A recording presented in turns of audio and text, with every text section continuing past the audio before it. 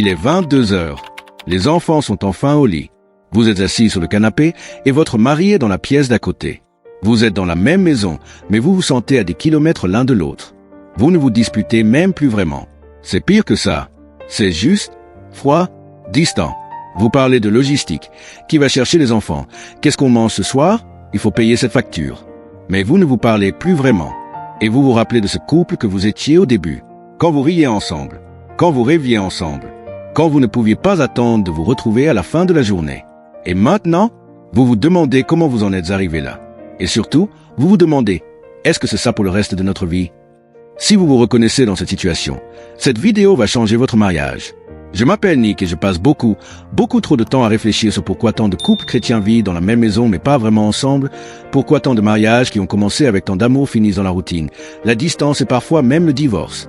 Et si vous êtes une femme qui aime son mari, qui veut que votre mariage soit beau, mais qui se sent impuissante face à la distance qui grandit entre vous, assurez-vous d'appuyer sur le bouton s'abonner et de mettre un pouce bleu à cette vidéo si ça vous aide.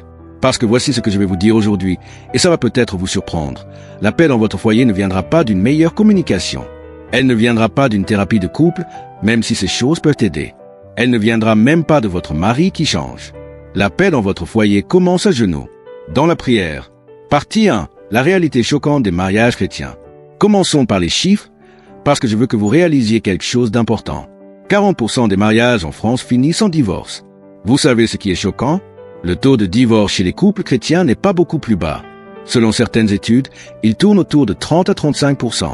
Ça veut dire quoi? Ça veut dire qu'aller à l'église ensemble, prier avant les repas et avoir une Bible sur la table basse ne garantit pas un mariage heureux. Mais voici ce qui est encore plus troublant. Une étude a montré que seulement 4% des couples qui prient ensemble quotidiennement finissent en divorce. 4%. Vous voyez la différence? Ce n'est pas juste être chrétien qui protège votre mariage. C'est prier ensemble qui le fait. Maintenant, vous vous dites peut-être, « Ok Nick, mais mon mari ne veut pas prier avec moi. Il ne veut même pas parler de choses spirituelles. Qu'est-ce que je fais ?» Et c'est exactement pour ça que je fais cette vidéo aujourd'hui. Parce que voici ce que j'ai découvert. Quand une femme commence à prier pour son mari et pour son foyer avec intention et persévérance, des choses surnaturelles commencent à se produire. Pas instantanément. Pas toujours de la façon que vous attendez. Mais Dieu commence à bouger. Partie 2. Pourquoi la prière est plus puissante que vous ne pensez. Regardez. Voici le problème avec la plupart d'entre nous. Nous prions comme si la prière était notre dernier recours. On essaie d'abord de parler. Puis on essaie de changer notre comportement. Puis on essaie de changer le comportement de notre mari. Et quand rien ne marche, alors on prie. Mais voici ce que la Bible enseigne. La prière devrait être notre premier recours, pas notre dernier. Jacques 5, verset 16 dit, « La prière fervente du juste a une grande efficacité. » Pas la prière a un petit effet. Pas la prière d'un peu. Une grande efficacité. Mais voici ce que la plupart des femmes ne réalisent pas. Vous ne priez pas juste pour que les circonstances changent. Vous priez parce qu'il y a une bataille spirituelle qui se joue dans votre mariage. Éphésiens 6, verset 12 dit, « Car nous n'avons pas à lutter contre la chair et le sang, mais contre les dominations, contre les autorités, contre les princes de ce monde de ténèbres, contre les esprits méchants dans les lieux célestes. » Ça veut dire quoi pratiquement? Ça veut dire que votre vrai ennemi n'est pas votre mari. Même quand il est frustrant. Même quand il fait des choses qui vous blessent. Même quand il semble distant ou indifférent. Votre vrai ennemi, c'est l'ennemi de votre âme qui veut détruire votre mariage. Qui veut créer de la division. Qui veut que vous abandonniez. Et vous ne pouvez pas combattre une bataille spirituelle avec des armes naturelles. Vous ne pouvez pas combattre l'ennemi en criant plus fort, en étant plus têtu ou en essayant de contrôler votre mari. Vous le combattez à genoux. Partie 3. La puissance d'une femme qui prie. Et maintenant, écoutez ça parce que c'est vraiment important. Dieu vous a donné, en tant que femme, en tant qu'épouse, un rôle unique dans votre foyer. Pas un rôle inférieur. Un rôle puissant. Proverbe 14, verset 1 dit, « La femme sage bâtit sa maison, et la femme insensée la renverse de ses propres mains. » Remarquez ce que ça dit. La femme sage bâtit sa maison. Pas son mari. Pas les circonstances. Elle. Et comment est-ce qu'elle bâtit? Par la sagesse. Et d'où vient la sagesse? Jacques 1, verset 5 dit, « Si quelqu'un d'entre vous manque de sagesse, qu'il la demande à Dieu. » La prière. Voici ce que j'ai vu encore et encore dans ma vie et dans la vie de couple que je connais. Quand une femme commence vraiment à intercéder pour son mari et son foyer, quand elle se met à genoux avec persévérance et foi, Dieu commence à faire des choses impossibles. J'ai vu des maris durs devenir tendres. J'ai vu des maris qui n'allaient jamais à l'église devenir des leaders spirituels. J'ai vu des mariages au bord du divorce être complètement restaurés. Pas parce que la femme a changé son mari par ses propres forces, mais parce qu'elle a prié et Dieu a bougé. Partie 4. Comment prier pour votre mari et votre foyer?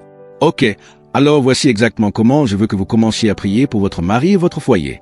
Parce que ce n'est pas juste Seigneur, bénis mon mari. Non, on va être stratégique. On va être intentionnel. 1. Priez pour son cœur spirituel. Première chose, priez pour que votre mari tombe amoureux de Jésus. Pas juste qu'il aille à l'église. Pas juste qu'il soit un bon chrétien. Priez pour qu'il ait une rencontre réelle, profonde, transformatrice avec Dieu. Voici une prière que vous pouvez prier. Seigneur, donne à mon mari une faim pour toi. Ouvre ses yeux spirituels. Touche son cœur de façon qu'il ne puisse pas ignorer.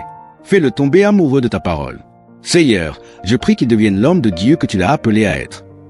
Et voici ce qui est important. Ne priez pas ça pour qu'il devienne le mari parfait pour vous. Priez ça parce que vous voulez qu'il connaisse Dieu profondément. La meilleure chose que vous puissiez faire pour votre mariage, c'est que votre mari aime Dieu plus qu'il ne vous aime. 2. Priez pour sa protection. Deuxième chose, priez pour la protection de votre mari. Protection physique, oui, mais surtout protection spirituelle.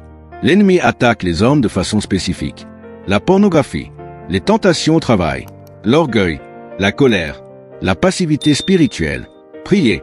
Seigneur, protège mon mari. Place une aide de protection autour de lui. Protège ses yeux, son cœur, son esprit. Donne-lui la force de résister aux tentations. Fais-le marcher dans l'intégrité. Expose toute œuvre des ténèbres dans sa vie et apporte la lumière. 3. Priez pour votre attitude envers lui. Et maintenant, celle-ci va faire mal un peu, mais restez avec moi. Priez pour vous, pour votre attitude envers votre mari. Parce que voici la vérité, vous ne pouvez pas prier pour quelqu'un avec un cœur amer envers cette personne. Vous ne pouvez pas intercéder pour quelqu'un que vous méprisez. Si vous êtes honnête, il y a peut-être du ressentiment dans votre cœur, du mépris, de l'amertume, pour toutes les fois où il vous a déçu, pour toutes les choses qu'il ne fait pas, pour tous les rêves non réalisés. Et ce ressentiment, il tue votre mariage plus sûrement que n'importe quoi d'autre. Alors priez. Seigneur, montre-moi où j'ai du ressentiment dans mon cœur. Montre-moi où j'ai arrêté d'honorer mon mari. Aide-moi à le voir à travers tes yeux. Donne-moi de l'amour pour lui, même quand c'est difficile. Change-moi un cœur en premier. 4. Priez pour l'unité. Quatrième chose, priez spécifiquement pour l'unité. Ecclésiaste 4h12 dit, « Une corde à 3 fils ne seront pas facilement. » Les 3 fils, vous, votre mari et Dieu au centre. Quand Dieu est au centre de votre mariage, tout change. Priez. Seigneur, je prie pour l'unité dans notre mariage. Là où il y a division, apporte réconciliation. Là où il y a distance, apporte connexion.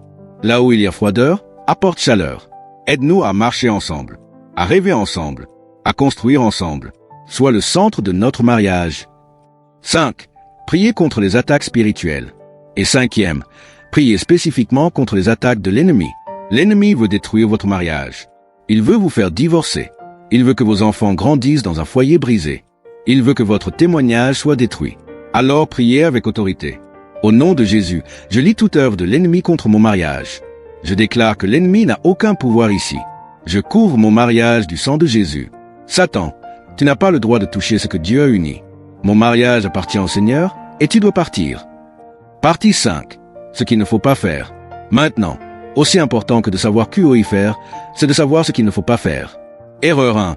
Utilisez la prière comme manipulation. Ne priez pas pour que votre mari devienne exactement ce que vous voulez. Ne priez pas Seigneur, fais qu'il fasse plus de tâches ménagères ou Seigneur, fais qu'il me donne plus d'attention. Ces choses ne sont pas mauvaises en soi. Mais si c'est là votre focus, vous utilisez Dieu comme un outil pour obtenir ce que vous voulez. Priez pour que votre mari devienne l'homme que Dieu veut qu'il soit, pas l'homme que vous voulez qu'il soit. Erreur 2. Priez et puis nagging, harceler. Vous ne pouvez pas prier pour votre mari le matin et puis passer le reste de la journée à le critiquer, à lui rappeler ses défauts, à le comparer à d'autres hommes. Si vous voulez que Dieu change votre mari, vous devez lui faire de la place pour changer. Vous devez le traiter comme l'homme qu'il est en train de devenir, pas l'homme qu'il est maintenant. Erreur 3. Abandonnez trop vite. Voici la vérité difficile. Vous ne verrez peut-être pas de changement immédiat. Vous pourriez prier pendant des semaines, des mois, même des années avant de voir un changement majeur. Mais ne cessez pas de prier. Luc 18 parle de la veuve persistante qui n'arrêtait pas de demander justice au juge. Et Jésus utilise cette histoire pour nous enseigner à ne pas nous décourager dans la prière. Dieu répond, mais dans son timing, pas le nôtre. Partie 6. Prière pour des situations spécifiques. Maintenant, je veux vous donner des prières spécifiques pour des situations que beaucoup de femmes vivent. Si votre mari est distant émotionnellement. Seigneur, je ne sais pas comment atteindre le cœur de mon mari.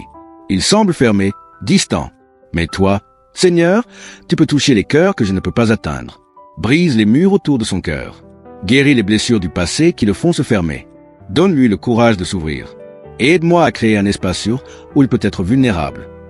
Si votre mari n'est pas un leader spirituel, Seigneur, je sais que tu as appelé mon mari à être le leader spirituel de notre foyer. Mais en ce moment, il ne marche pas dans cet appel. Réveille-le spirituellement. Donne-lui une vision pour notre famille. Mets sur son cœur le désir de nous conduire à toi. Et aide-moi à l'encourager et à l'honorer quand il fait même de petits pas dans cette direction. Si vous êtes au bord du divorce, Seigneur, je ne sais même pas si notre mariage peut être sauvé. Ça semble impossible, mais je sais que tu es le Dieu de l'impossible. Toi qui as ressuscité les morts, tu peux ressusciter notre mariage. Je te remets cette situation. Fais un miracle. Apporte réconciliation là où il y a séparation. Apporte guérison là où il y a blessure. Restaure ce qui semble brisé au-delà de toute réparation. Si votre mari lutte avec une addiction, Seigneur, mon mari est lié. Il y a des chaînes dans sa vie que je ne peux pas briser. Mais toi, tu es le libérateur. Brise ces chaînes. Libère-le de cette addiction. Donne-lui le dégoût pour ce qui le lie. Apporte conviction dans son cœur. Entoure-le de gens qui vont l'aider. Et donne-moi la force de rester, la sagesse pour savoir comment l'aider et la foi pour croire qu'il peut être libre. Partie 7. La transformation commence par vous. Et maintenant, la partie la plus difficile. La partie que vous ne voulez probablement pas entendre, mais que vous devez entendre. Quand vous commencez à prier pour votre mari, Dieu va commencer par changer vous. Oui, vous. Parce que voici ce qui se passe quand vous priez vraiment pour quelqu'un. Votre cœur envers cette personne change. Vous commencez à voir ses luttes avec compassion au lieu de jugement. Vous commencez à voir son potentiel au lieu de juste voir ses défauts. Et quand vous changez, quand votre attitude change, quand votre façon de le traiter change, il commence à changer aussi. Ce n'est pas parce que vous l'avez manipulé. C'est parce que Dieu utilise votre transformation pour l'attirer. 1 Pierre 3, 1-2 dit quelque chose de puissant. Femmes, soyez de même soumises à vos maris, afin que, si quelques-uns n'obéissent point à la parole, ils soient gagnés sans parole par la conduite de leurs femmes, en voyant votre manière de vivre chaste et respectueuse. Vous voyez ça? Gagner sans parole. Pas en prêchant, pas en naguant, pas en critiquant, mais par votre conduite. Quand votre mari vous voit prier, quand il voit votre paix dans les tempêtes, quand il voit votre foi quand tout semble impossible, quand il voit que vous l'honorez même quand il ne le mérite pas, ça le touche plus profondément que 1000 sermons. Partie 8. La routine de prière quotidienne. Ok, alors voici exactement ce que je veux que vous fassiez. Une routine de prière simple mais puissante que vous pouvez faire chaque jour pour votre mari et votre foyer. Chaque matin, 5 à 10 minutes. Commencez par remercier Dieu pour votre mari. Oui, même s'il vous a énervé hier. Trouvez au moins 3 choses pour lesquelles vous êtes reconnaissante. Priez pour sa journée, pour son travail, pour ses interactions, pour sa protection. Priez pour une chose spécifique, sa croissance spirituelle, une lutte qu'il a, une décision qu'il doit prendre. Pendant la journée, chaque fois que vous pensez à lui ou que quelque chose le concerne vous vient à l'esprit, transformez cette pensée en prière. Seigneur, aide-le avec cette réunion. Seigneur, encourage-le aujourd'hui. Le soir, 5 minutes. Avant de vous coucher, priez pour votre relation, pour la paix dans votre foyer, pour l'unité entre vous. C'est tout. Pas compliqué. Pas des heures de prière. Juste fidèle, consistant, intentionnel. Partie 9. Des témoignages de transformation. Et maintenant, je veux vous encourager avec quelques histoires réelles de femmes qui ont prié et qui ont vu Dieu bouger. J'ai une amie, appelons-la Sarah. Son mari ne mettait jamais les pieds à l'église. Il disait que c'était pour les faibles. Pendant ce temps, Sarah a prié, fidèlement, sans se décourager. Et puis un jour, complètement sorti de nulle part, son mari dit « Je pense que je devrais aller à l'église avec toi dimanche. » Elle a failli tomber de sa chaise. Maintenant, 3 ans plus tard, non seulement il va à l'église, mais il est leader de groupe de jeunes. Dieu a complètement transformé son cœur. Une autre femme, Marie, était au bord du divorce. Son mari avait eu une liaison émotionnelle avec une collègue. La confiance était brisée. L'amour semblait mort. Elle m'a dit « Nick, je ne voulais même pas prier pour lui. J'étais tellement blessé, tellement en colère.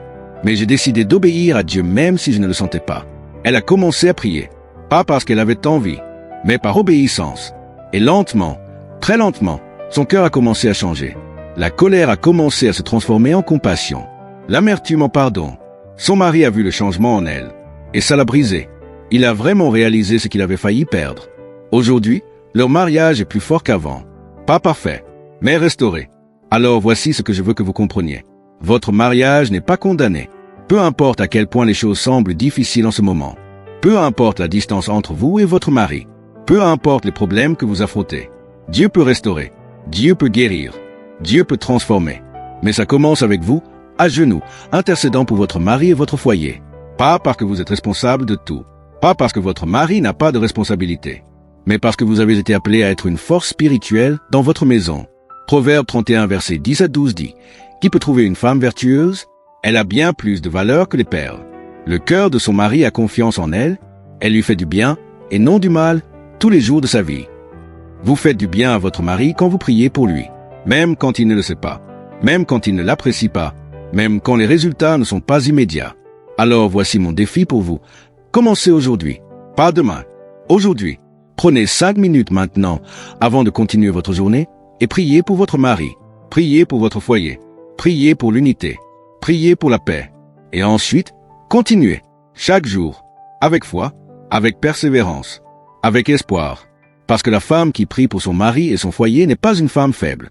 C'est une femme qui comprend où se trouve le vrai pouvoir.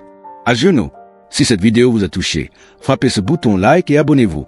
Et surtout, partagez cette vidéo avec d'autres femmes qui ont besoin d'entendre ce message. Je suis Nick et je prie pour vous, pour votre mariage et pour la paix dans votre foyer. À la prochaine. Abonne-toi